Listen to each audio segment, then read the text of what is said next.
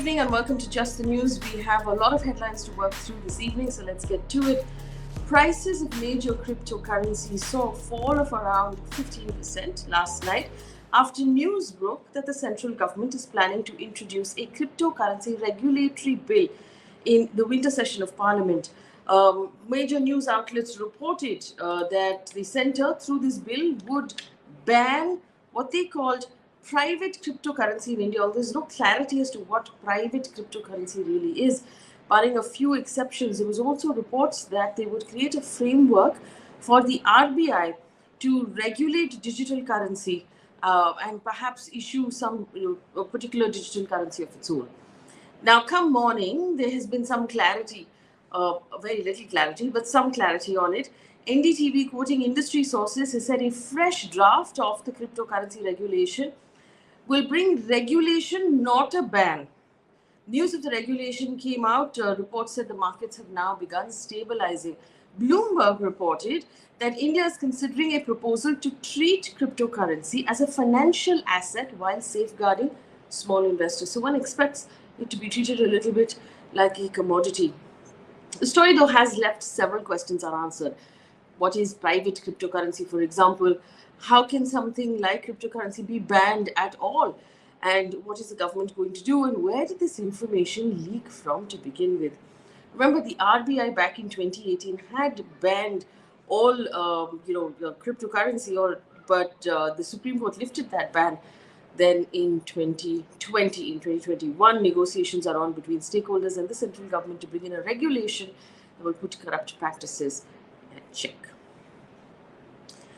A few days after the Prime Minister announced that the central government will be withdrawing the 3 contentious farm laws, the Cabinet now has approved a bill on the rollback of those laws. This bill, we understand, will be introduced in the winter session of Parliament, which starts on the 29th of November. Meanwhile, farmers continue to protest. They've actually sent an open letter to the Prime Minister with 6 demands. They've said that they will decide their next course of action after the 27th of November. We have a conversation that's been uploaded on our YouTube page. You can find that with Yogendra Yadav on these 6 demands that the farmers have now placed before the government. The Supreme Court today asked the central government and governments of the states of NCR to continue with measures already suggested to tackle air pollution in the national capital. It also sought a statistical method or a model to deal with Delhi's pollution. Justice Chandrachud of the Supreme Court said, and I quote, "The Commission has to set up a scientific study. There has to be a statistical model which says if these steps we take in the next 7 days and given the wind directions, then these are the advantages we can get." The benches of Chief Justice of India, Ramana, Justices D.Y. Chandrachud and Suryakant further said toxic levels of pollution in the national capital is painting a negative picture of the country for the rest of the world. It said, "This is the national capital. Look at the signal we are sending to the world. You can stop these activities in the anticipation of itself being a dip in air quality." The case will be heard now on the 29th of November.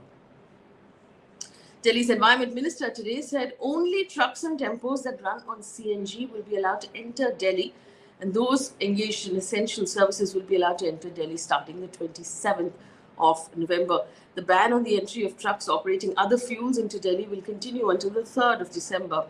The Delhi government had, on November 22nd, banned the entry of heavy goods vehicles carrying non-essential items into the city to combat air pollution. Meanwhile, Delhi's schools and colleges were shut due to the pollution for 10 days. They will reopen, or they're scheduled to reopen on Monday. Delhi's Environment Minister said air quality in Delhi is improving now. Schools and colleges and educational institutions will open on Monday. Air quality in the national capital has improved marginally. It's still in the very poor category, though. In other news, the National Investigating Agency has arrested human rights activist Khurram Parvez in Srinagar in connection with a case filed against under UAPA and terror funding. Now, the NIA raided his home on Monday before it arrested him. And it also conducted searches in the office of Jammu and Kashmir Coalition of Civil Society. Now, this story is important because there have been calls right now from across the world to release Khurram Parvez because he's a very noted, respected human rights activist. He is a program coordinator of the Jammu and Kashmir Coalition of Civil Society, which is an association or a federation of human rights groups and individuals founded back in the year 2000. He's also the chairperson of the Asian Federation Against Involuntary Disappearances. Now, they brought charges against him, including waging or attempting war against government, recruiting people for terrorist activities, and criminal conspiracy. Trigger warning on this story before we go further. The Allahabad High Court has reduced the sentence of a convict who forced a minor of 10 years old to have oral sex with him, saying that oral sex doesn't come under the category of aggravated sexual assault under POCSO, which is the Prevention of the Crime of a Sexual Nature against Children. Justice Anil Kumar Ojha said effectively that for the provision under POCSO, there has to be penetration, and he didn't consider the act of this individual putting his private parts into the mouth of a child as penetrative sexual assault. He said the crime does not fall into the category of aggravated sexual assault or penetrative sexual assault, which is punishable under Section 4 of the POCSO Act. Now, when you drop Section 4 of the POCSO Act, it then results in a lowered jail term, dropped from 10 years to 7 years.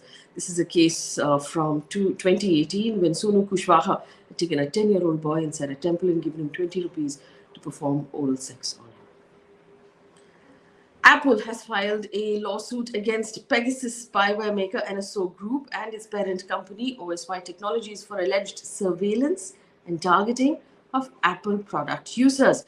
Apple has said that it's seeking a permanent injunction to ban the NSO Group from using any Apple software, services, or devices. This is the latest in a string of companies and governments who've come after NSO, the maker of Pegasus, that watchdog groups say are targeting human rights workers and journalists. According to PTI, Civil Aviation Secretary Rajiv Bansal has said international flight operations are expected to normalize by the end of this year. Remember, for many places, we're still only operating the Vande Bharat mission and not normal operations just yet. Restrictions were imposed in March last year due to the COVID pandemic. India entered into an air bubble pact with 31 countries, including Canada, France, Germany, Iraq, Japan, the Maldives, UAE, UK, United States, among others. It's likely that all of this will go back to normal by the end of this year. In the meantime, India reported 9,283 COVID cases and 437 deaths in the last 24 hours. News coming in right now from across the world. Magdalena Andersson has become Sweden's first female prime minister. She was the finance minister before this and now will take over as prime minister. She joined now. This makes Sweden one among the other Nordic countries, Norway, Denmark, Finland, and Iceland, who've seen women lead their governments. After her appointment, Ms. Andersson in her speech said, and I quote, "I have been elected Sweden's first female prime minister. I know what it means for girls in our country," end quote. One piece of positive news before we leave you for today. Gujarat's Shival Desai has opened India's first multi-speciality veterinary hospital as completely free of cost in Ahmedabad after he lost his pet dog last year because of a lack of facilities for pets. It's called the Best Buds Pet Hospital. It's a not-for-profit veterinary hospital fully equipped with OT rooms, India's first animal vet ventilator, and a one-stop solution for everything pets related. That brings us to the end of the news. Also remember, today on our YouTube page, we've uploaded a conversation explaining this whole crypto bill and what we understand of it with a couple of experts. Do take a look at that conversation as well, and like our YouTube page or subscribe to our YouTube page as well. Thank you so much for listening. Good.